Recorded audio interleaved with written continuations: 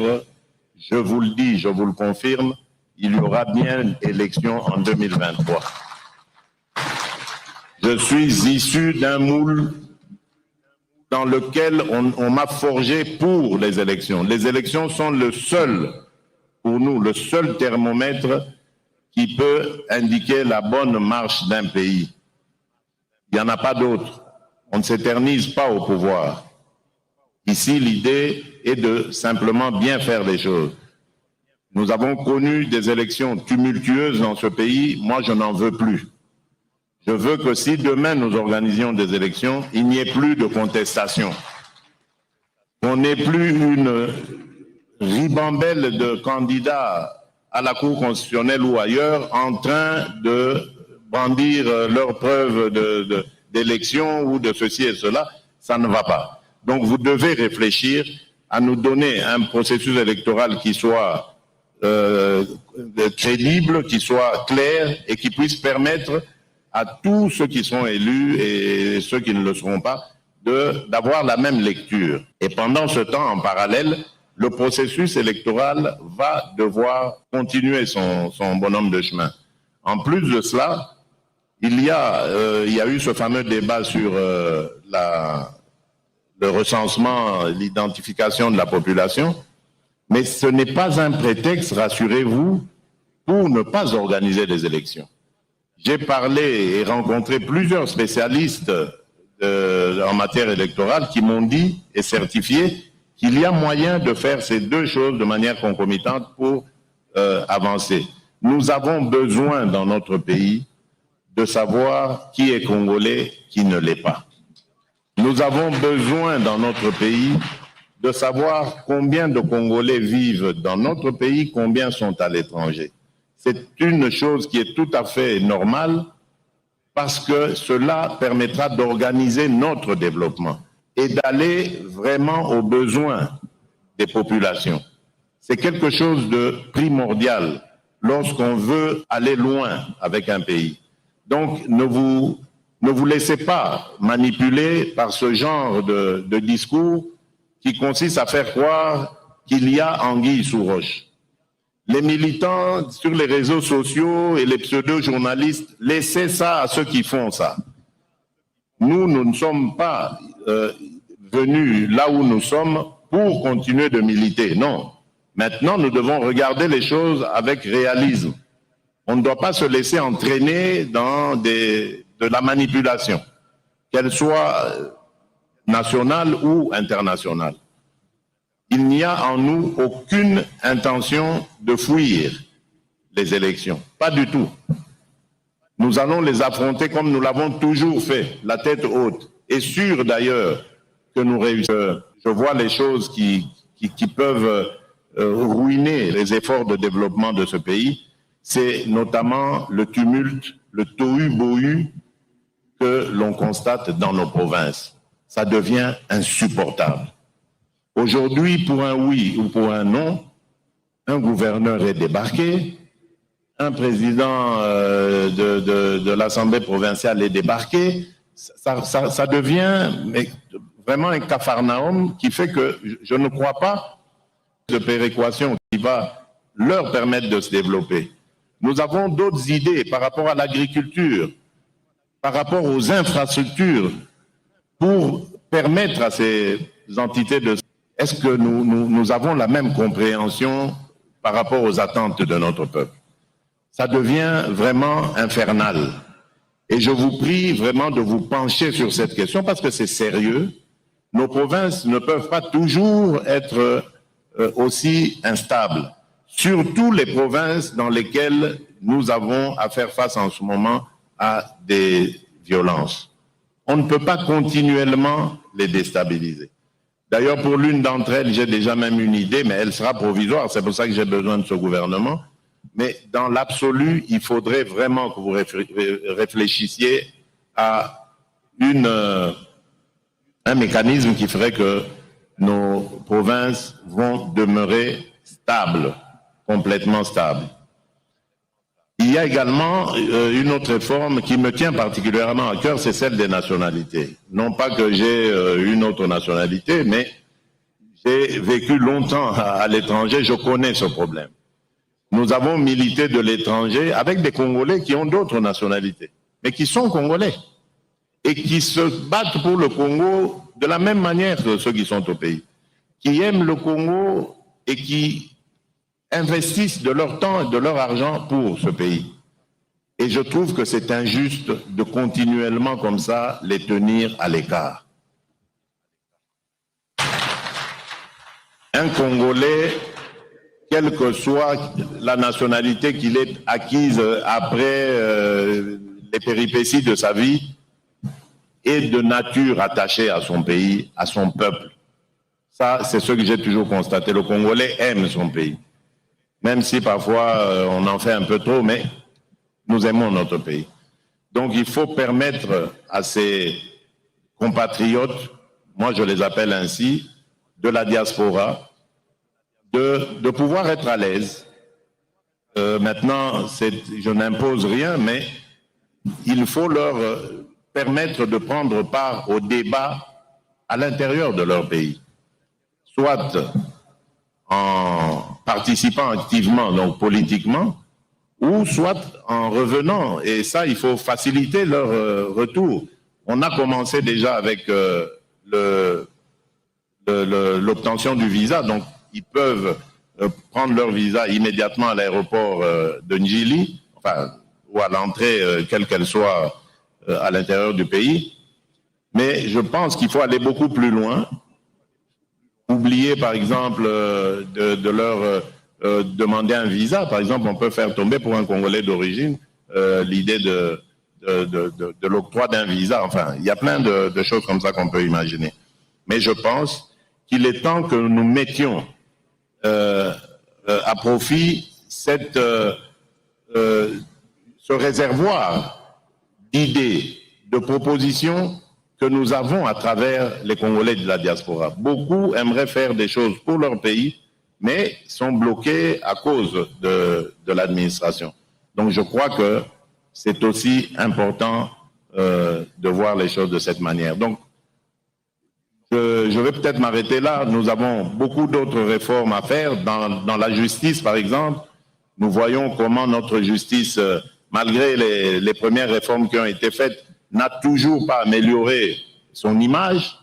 Je crois que ça, c'est important pour l'état de droit que nous voulons, que les Congolais, d'abord, pour commencer par eux, se sentent protégés par une justice crédible, une justice pour tous, mais également les étrangers qui vont venir avec leurs investissements. C'est important qu'ils sachent que au Congo, il y a des institutions qui vont protéger leurs investissements.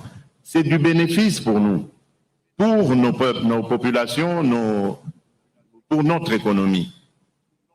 Et donc, avec la justice, nous pourrons combattre les antivaleurs. Ça, je vous le dis, mesdames et messieurs, c'est plus qu'important. Nous devons dès maintenant mettre vraiment un focus sur la lutte contre la corruption, contre l'impunité, contre le blanchiment d'argent et bien d'autres choses qui sont à la base de nos difficultés. Le Congo est un pays riche, mes chers amis. Nous pouvons faire des miracles, vraiment des miracles dans les années qui viennent. Il ne faut pas attendre des générations, comme parfois je l'entends à Congo et Kobongalelo, tout c'est faux. Congo et Kobongalelo. Mais c'est à nous de mettre la main à la pâte, c'est à nous de fournir ces efforts, d'arrêter de voler notre pays, d'arrêter de le ruiner. Nous pouvons le faire. Et ça, je vous le demande vraiment de tout cœur, aidez-moi à réaliser cela. Vous verrez que ce pays sera non seulement un havre de paix, mais un Eldorado pour les Congolais d'abord. Et nous pourrons même, tellement qu'on sera heureux ici, faire venir même des autres populations africaines pour vivre avec nous ici. Mais faisons cet effort, s'il vous plaît.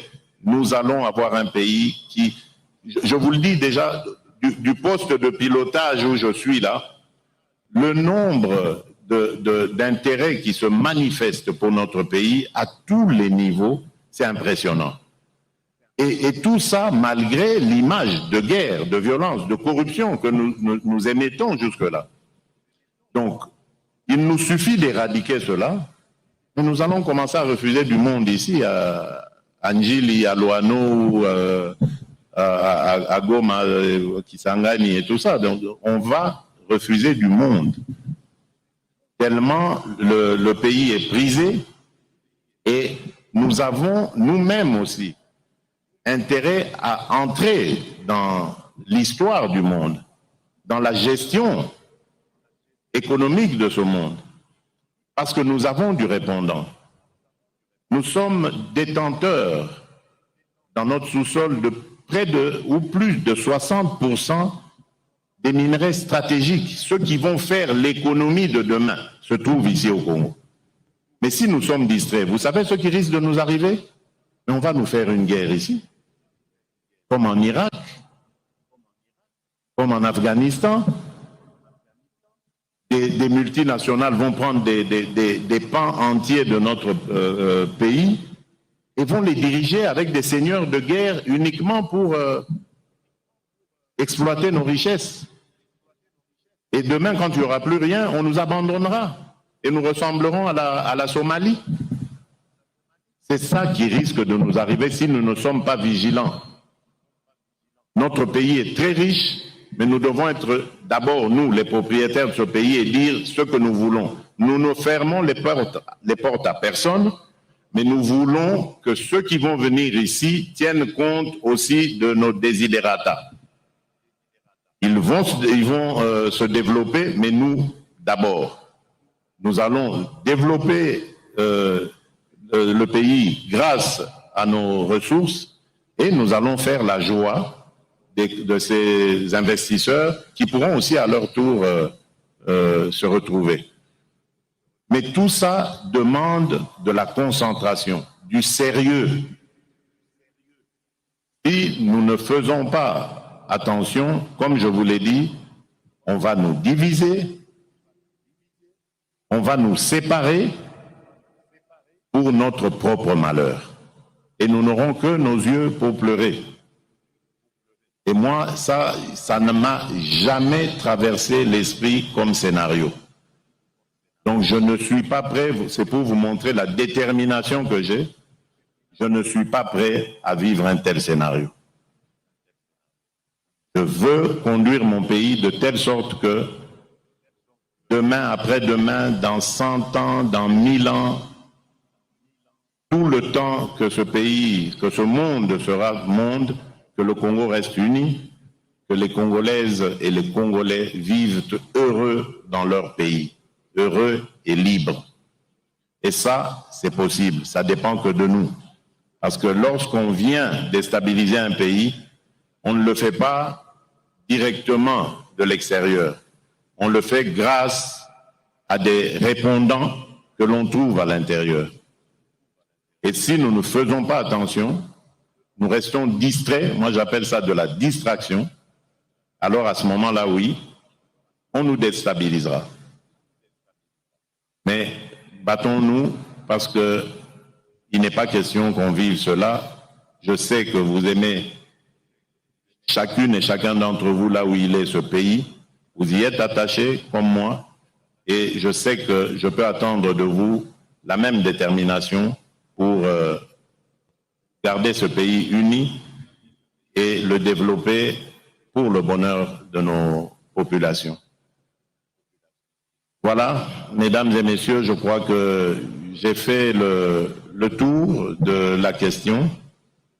Je ne sais pas ce qui est prévu après mon allocution, à part le fait qu'il y a un repas et peut-être une belle musique pour agrémenter celui-ci. Mais je ne sais pas si, comme la fois passée, il y avait des personnes représentant des groupes qui seraient désignés pour parler. Mais qu'à cela ne tienne, je tiens simplement à vous souhaiter bon travail pour l'investiture de notre gouvernement. J'ai appris que vous avez reçu vos copies. Donc faites le travail de l'examen de ces copies Et je vous félicite parce que j'ai entendu que lorsque le Premier ministre vous a reçu caucus par caucus, vous avez été très virulent dans vos analyses et c'est ça que j'attends de vous. Il faut ne ménager personne. Il faut agir dans l'intérêt de notre peuple. Ne ménagez personne. Lorsque vous voyez qu'il y a quelque chose qui ne va pas, interpellez. Faites votre travail. Moi, je vous encourage à cela. Il y a des députés qui m'ont écrit et je vous promets que je vous recevrai. Tout cela passera par le président de l'Assemblée nationale, bien entendu, parce que c'est par son truchement que j'avais reçu ces mémos. Je les recevrai, nous discuterons, il n'y a aucun problème. Je sais qu'il y a des députés qui sont déçus, dont les attentes ont été déçues. Je ne veux pas vous dire ici que je vous promets un poste ministériel parce que je n'en ai plus. Mais je ne veux que personne ne se sente abandonné, laissé en marge de cette action, de cette impulsion. Donc, on trouvera les voies et moyens pour que tout le monde soit dans la dynamique et que à chaque niveau qu'il ou elle se trouve puisse apporter quelque chose à l'action de l'union sacrée de la nation. Encore une fois, merci. Je vous rappelle que le peuple attend de nous des résultats. Souvenez-vous du moment où nous avons créé cette union sacrée, du moment où il y a eu des changements à la tête des deux chambres, du moment où il y a eu la nomination du Premier ministre. Vous êtes des Congolais, vous étiez au Congo lorsque tout ça se passait, vous avez vu la joie qu'exprimait notre peuple, et donc cette joie est équivalente aux attentes qui sont celles de ce même peuple. Et ces attentes sont tellement pressantes que nous n'avons pas droit à l'erreur. Malheureusement, nous arrivons à un moment de l'histoire où notre peuple a tellement vu des choses, les manches, mettons-nous au travail, c'est ce que le peuple veut. Je vous remercie, que Dieu vous bénisse.